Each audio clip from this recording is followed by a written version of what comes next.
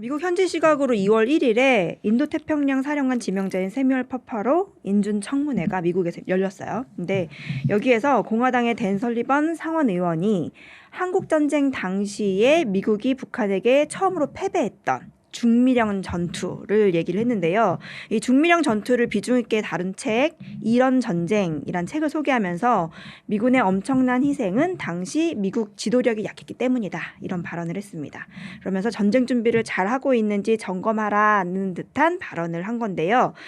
우리나라는 보통 뭐 한국 전쟁에서 미국이 패배한 얘기는 잘 못 들어본 것 같아요. 그런데 지금 미국에서 지금 이 시점에 왜 이런 전쟁이란 책을 소개하면서 이 패배했던 중미령 전투를 좀 얘기를 꺼낸 건지 좀 의미가 있을 것 같아요.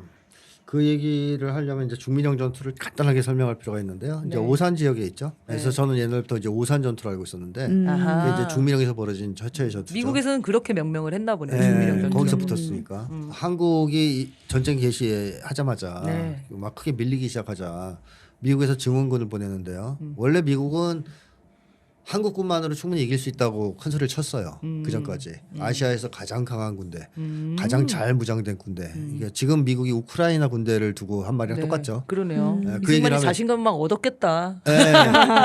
그래서 상당한 무장을 시키고 훈련도 네. 시켜서 자신만만했거든요. 미국이. 그런데 한국 전쟁이 터지자 한국군은 거의 괴멸됐습니다. 그냥 아무도 없는데 인민군이 내려왔다는 얘기가 있잖아요. 그렇죠. 전투가 없이 그 정도로. 그 정도로 파죽지세로 밀렸단 말이에요.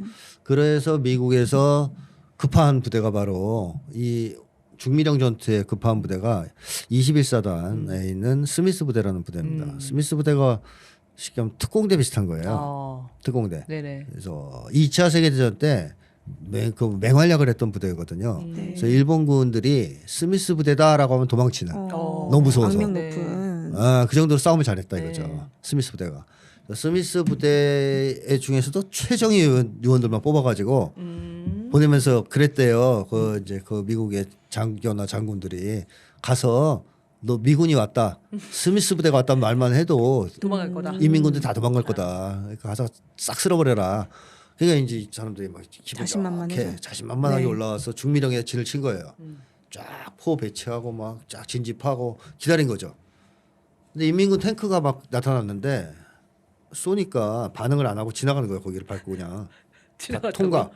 통과. 그냥 모른 척하고. 그냥 진격한 거야. 무시하고. 네. 막 왜냐하면 밀면서 그런 간 거구나. 왜냐면 탱크는 못 깨니까 미국이 네. 가진 거로 그 당시에. 그러니까 탱크로 밀고 지나가 버렸어요. 그러니까 미국 애들이 이래가지고 야 우리 미군이야 막 그랬다는 거예요. 혹시 한국군으로 오인하고 잘못 봤을까 봐. 무시했을까 봐. 미군이라 그래야 이제 빨리 도망갈 테니까. 나 스미스 부대야 이거네요. 그렇게 얘기를 하면서 있더니 뭐 그래서 오인했나 보다 생각했는데 이민군 본진이 내려오면서 완전히 작살났죠. 네. 어느 정도로 심각하냐 부대 자체가 거의 괴멸됐고요. 네.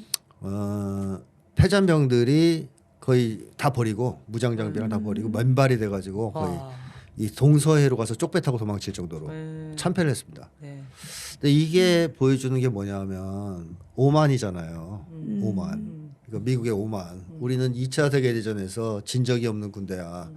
한 번도 패전한 적이 없어. 뭐 우리 이름만 들어도 다 도망칠 거야. 네. 라고 생각했다가 작살난 전투란 말이에요. 그래서 이 얘기를 전 꺼낸 게 아니냐 싶은 생각이 오만하면 들어요. 안 된다. 우리가 북을 얕보고 오만하게 굴면 그때랑 똑같은 일이 발생할 수 있다라는 경고를 꺼내기 위해서 이걸 언급한 게 아닐까 싶고요. 네. 사실 미국이 이 한국 전쟁에서 트라우마가 생겨가지고 지상전을 좀 기피하기 시작합니다. 두려워하기 시작해요. 그러다 결정탄을 맞은 건 베트남이죠. 거기서 또 한 번 지상전에서 작살납니다. 네. 이 두 번의 전투를 겪고 미국이 지상전을 거의 못해요. 공중전만 하는구나. 네, 폭격을 막 때리고. 바다와 배, 네. 해 공군을 동원한 전쟁을 합니다. 네. 그래서 초토화 시킨 다음에 들어가요. 그러니까 그 전에 자신이 없으면 못 들어가요. 그 이라크전도 그렇게 했고요. 이미 방공망이랑 주력군들을 거의 와해시킨 다음에 폭격으로 그 다음에 그 뭐 무혈입성 비슷하게 했죠. 아프간도 그렇게 했고요. 근데 문제는 들어가면 통치를 해야 되는데 통치를 못 하니까 아프간에서 쫓겨난 거 아니겠습니까?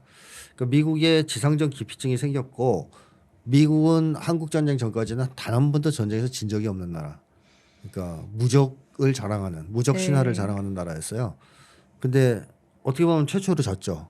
그것도 세계 초강대국이 막 건국을 한 신생국가. 신생국가 조그만 어디 코딱지만한 미국 입장에서 볼 때 어디 변두리에 붙어 있는 나라한테 진 거예요.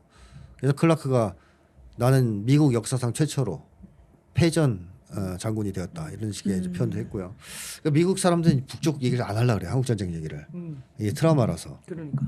자 그런데 이 얘기를 왜 굳이 꺼내느냐? 나왔어. 네. 얕보지 말라는 거죠. 그때 한번 된통 당했지 않냐 우리가 얕봤다가. 그러니까 얕보면 안 된다.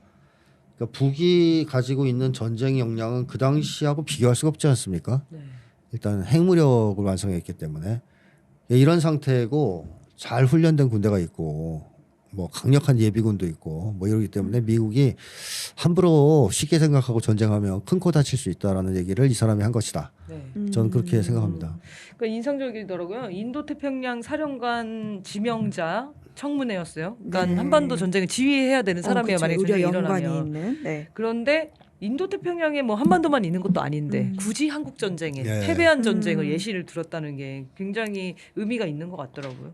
이 책이 또 60년대에 써진 책인데 네. 그 이 지명자가 늘 책장에 꽂아놓고 지낸다 이렇게 발언을 하더라고요. 이 책이 굉장히 미국 군인 사이에서는 필독서 같은 건가 봐요. 네네 쉬쉬하면서 보는 책이겠죠.